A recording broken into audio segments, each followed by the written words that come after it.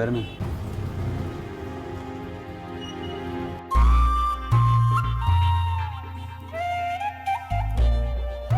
ചേട്ടാ പൈസ നാളെ ഞാൻ കവലയിൽ വരുമ്പോൾ തരാം.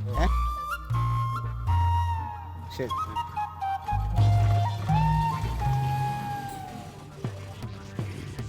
നിന്റെ ഫോൺ എന്ത്? നിന്റെ ഫോൺ എവിടെയാണ്? ഫോണൊക്കെ കളഞ്ഞു പോയാളി, അതെല്ലാം ഒരു വലിയ കഥയാ. കുറെ സംഭവങ്ങൾ ഉണ്ടായെന്നെ. നിനക്ക് ഇത്ര നേരമായിട്ട് ഈ കുടുംബത്തോട്ടൊന്ന് വിളിക്കാൻ പറ്റിയില്ലേ? തങ്ക അതല്ലേ ഞാൻ പറഞ്ഞോണ്ട് പറഞ്ഞ, എന്റെ ഫോൺ കളഞ്ഞു പോയി. നിങ്ങൾ ഇന്ന് ആർക്കാ പൈസ കൊടുക്കാന്ന് പറഞ്ഞത്? പൈസ?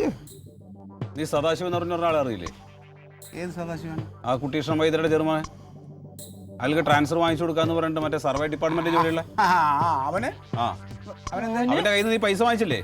പൈസ ഞാൻ അത് ട്രാൻസ്ഫറിന്റെ കാര്യത്തിനല്ലേ, അത് മേടിച്ചാൽ ട്രാൻസ്ഫർ ശരിയായി കൊടുക്കുമല്ലോ. അത് പറഞ്ഞിട്ട് എത്രയായി? 1 വർഷമായില്ലേ? അത് തന്നെയാ. അതിപ്പോ എടുപിടി എന്ന് പറഞ്ഞാൽ ഉടനെ നടക്കില്ല ഇതൊന്നും. അതിനൊക്കെ അതിൻ്റെതായ സമയം. പൈസ കൊടുക്കാന്ന് പറഞ്ഞത് ഞാൻ അവനോട് അങ്ങനെയൊന്നും പറഞ്ഞില്ല. ഇത് എന്ത് പറയാതെയാണ് അയാൾ ഇത്ര നേരം ഇവിടെ വന്നിരുന്നു വെച്ചത്? ഇവിടെ വന്നില്ല, അത് എന്നെ കണ്ട്. എന്റെ പൊന്ന് ക്ലീറ്റസ്, നിന്നെ കൊണ്ട് വലിയ ശല്യമായി മാറിയിട്ടുണ്ട് കേട്ടോ.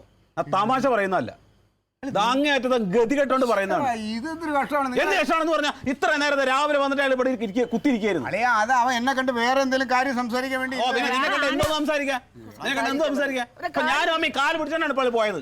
എന്തിനാ അതിന്റെ ആവശ്യം അവനോട്? എന്തൊക്കെ അനാവശ്യം പറഞ്ഞു. ഇത് ഈ ക്ലീറ്റ് ആയതുകൊണ്ടല്ലേ ഞാൻ ഇതൊക്കെ നാട്ടുകാരുടെ മുമ്പിൽ നിന്ന് കേൾക്കേണ്ടി വരുന്നത്. ഇത്ര നേരം കുടുംബത്തോട്ട് വിളിക്കാം, അത് സമ്മതിക്കൂല. എടീ ഫോണ് കളഞ്ഞു പോയി പറയില്ലേ, കൊറേ സംഭവം. അതെ, നിക്ക്. നിങ്ങൾ ഇന്ന് ഉടുത്തൊരുങ്ങി എവിടെ പോയതാ? നിങ്ങൾ രാവിലെ പാർട്ടിയുടെ പരിപാടി ഉണ്ട്, എറണാകുളത്ത് പോവാന്ന് പറഞ്ഞല്ലേ നിങ്ങൾ പോയത്? നിങ്ങൾ എറണാകുളത്ത് ചെന്നിട്ടില്ല, അതെനിക്കറിയാം. നിങ്ങൾ എവിടെ പോയിന്ന് എനിക്ക് കൃത്യമായിട്ട് പറയണം. അങ്ങനെ വിട്ടാ പറ്റൂലല്ലോ. അതിപ്പം ഞാൻ എറണാകുളത്ത് എത്തിയില്ല എന്നുള്ളത് നിങ്ങൾ അറിഞ്ഞു അല്ലേ? എവിടെ പോയതാന്ന് എനിക്ക് പറയണം. എന്നിട്ട് നിങ്ങൾ എനിക്ക് എന്താ സംഭവിച്ചതെന്ന് നിങ്ങൾക്ക് ആർക്കും അറിയില്ലല്ലോ. മക്കളെ എന്തിനാ കാര്യമാണത്? അയ്യോ, ഇത് നമ്മൾ ചുമ്മാ കാര്യം പറയണല്ലേ, വിഷമിക്കണ്ട.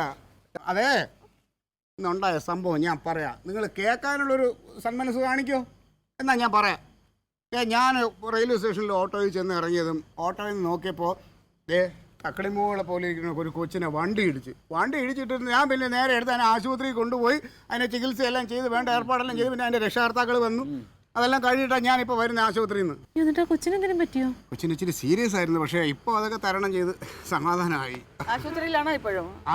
ഞാൻ മീറ്റിങ്ങിന് പോലും പോവാതെ അതിൻ്റെ പിന്നാലെ ആയിപ്പോയി. അതല്ലേ അത് പറയാൻ വിളിച്ചു പറയാൻ പാടില്ല. അതിനുള്ളൊരു സാഹചര്യം ഇല്ലായിരുന്നു. അത് നിനക്ക് പറഞ്ഞാൽ ഇത് ഒന്നും മനസ്സിലാക്കരുത്. നമ്മളെ പോണല്ലോ, ഇനി ആരുടെങ്കിലും അതൊക്കെ ചോദിക്കാതെ മോശമല്ലേ, അതൊക്കെ പറയാം. നീ വാ. പിന്നെ അളിയാ വേറൊരു കാര്യം പറ. ഞാൻ ആരെയെങ്കിലും പൈസ വാങ്ങിയിട്ടുണ്ടെങ്കിൽ ആ പൈസ ഞാനും അയാളോട്ടുള്ള ഇടപാടങ്ങ് തീർത്തോളാം. അതിനാളി എങ്ങനെ പോകണം വെക്കേണ്ട കാര്യമുണ്ടോ? നീ തീർക്കോ തീർക്കാതിരിക്കോ എന്ത് വേണേ ചെയ്തോ, പക്ഷെ നീ ഇനി കടം വാങ്ങിയിട്ടുള്ള ആളുകൾ ഈ വീട്ടിന് മുമ്പിൽ വന്ന് കാവലിരിക്കാൻ നിൽക്കരുത്. ഇത് അവസാനം പറയുന്നതാണ് കേട്ടാ. എൻ്റെ അളിയ ഇനി ഇവിടെ ആരും വരില്ല. ഇത് അവന് തലയ്ക്കാൻ കണ്ടത്. നീ വന്നേ സുഖമല്ലാന്ന് പറഞ്ഞിട്ട് അവൻ ഇവിടെ വന്നത് ഒരു കാര്യമില്ല. ഇവൻ എന്ത് ചെയ്യും അമ്മ? എന്തോ പറയാനാ? എന്തായാലും അവൻ നന്മയുള്ളവനാണ്. ഞാൻ പറയാലോ, കൊച്ചിനെ അവൻ രക്ഷിച്ചില്ലേ? ഇതാണ് നമ്മുടെ നാട് വിട്ടങ്ങോട്ട് പോയി കഴിഞ്ഞാൽ എന്തൊക്കെയാണ് സംഭവിക്കുന്നത് അറിയാൻ പറ്റത്തില്ല. ആനമുട്ട എന്തെങ്കിലും പറഞ്ഞു കഴിയുമ്പോഴാണ്